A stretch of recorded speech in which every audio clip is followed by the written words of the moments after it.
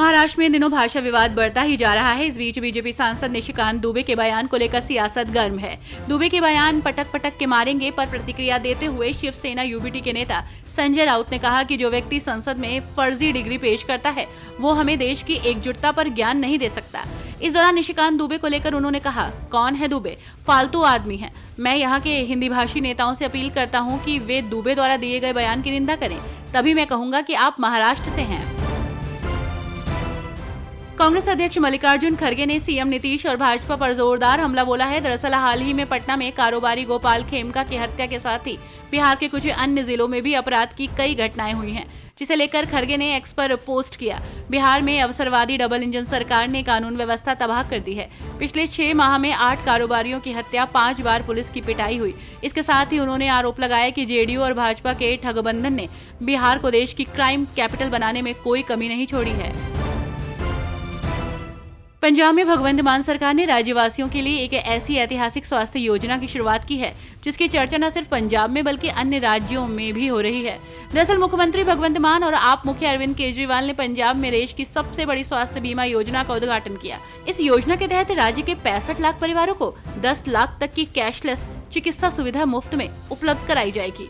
जानकारी के मुताबिक ये योजना 2 अक्टूबर से लागू होगी और गाँव-गाँव में कैंप लगाकर लोगों को हेल्थ कार्ड जारी किए जाएंगे। महाराष्ट्र समेत कई राज्यों में भाषा को लेकर विवाद चल रहा है। आरएसएस ने कहा कि उसकी नजर में सभी भाषाएं राष्ट्रीय भाषाएं हैं।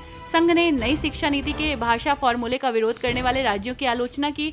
संघ शताब्दी वर्ष में 1 लाख से अधिक स्थानों पर हिंदू सम्मेलन आयोजित करेगा और सामाजिक सद्भाव बैठकों का आयोजन भी करेगा।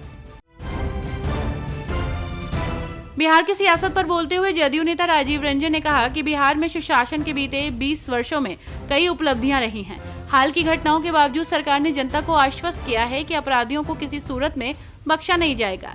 बिहार पुलिस ने हर मामले में तेजी से कार्रवाई की है। ये सच है कि अपराध कभी भी हो सकते हैं, लेकिन फर्क पुलिस की कार्रवाई से पड़ता है और बिहार पुलिस ने हर बार जिम्मेदारी दिखाई है। प्रशासन पूरी तरह सतर्क है और कानून का राज कायम रहेगा।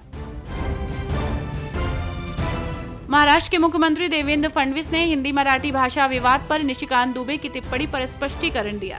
महाराष्ट्र के सीएम देवेंद्र फडणवीस ने कहा, निशिकांत दुबे ने जो कुछ भी कहा है वो आम मराठी लोगों के लिए नहीं कहा है, बल्कि उन संगठनों के लिए कहा है जिन्होंने इस विवाद को हवा दी है। मेरा मानना है कि निशिकांत दुबे का बयान पूरी तरह से सही नहीं है।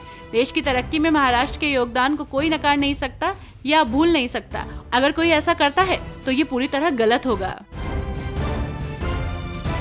भाजपा के राष्ट्रीय प्रवक्ता गौरव भाटिया ने राष्ट्रपति द्रौपदी मुर्मू के बारे में कांग्रेस अध्यक्ष मल्लिकार्जुन खड़गे की टिप्पणी की कड़ी आलोचना की। उन्होंने कहा, मल्लिकार्जुन खड़गे द्वारा राष्ट्रपति द्रौपदी मुर्मू के लिए इस्तेमाल किए गए आपत्तिजनक शब्द कांग्रेस पार्टी की आदिवासी विरोधी मानसिकता को दर्शाते हैं।